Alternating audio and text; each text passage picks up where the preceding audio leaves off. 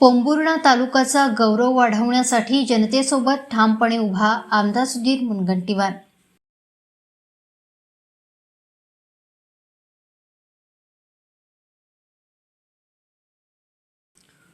आमदार सुधीर मुनगंटीवार यांनी fish market व खुले नाट्यगृहाच्या लोकार्पणाच्या निमित्ताने पाणी पुरवठा, वाहतूक सुविधा, महिला सक्षमीकरण, कला संस्कृती आणि सामाजिक क्षेत्रातील पायाभूत सुविधांच्या विकासाला सर्वोच्च प्राधान्य देण्यात येईल असा विश्वास दिला।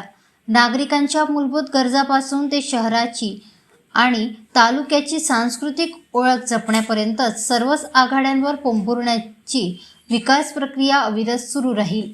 या वाटचालीत पोंभुर्णा शहराचा आणि तालुक्याचा गौरव वाढवण्यासाठी आपण सदैव जनतेसोबत ठामपणे उभे राहू असा विश्वासही आमदार सुधीर मुनगंटीवार यांनी व्यक्त केला। पोंभुर्णा नगरपंचायतच्या माध्यमातून नव्याने उभारण्यात आलेल्या फिश मार्केट आणि खुल्या नाट्यगृहाचे लोकार्पण आमदार सुधीर मुनगंटीवार यांच्या हस्ते झाले।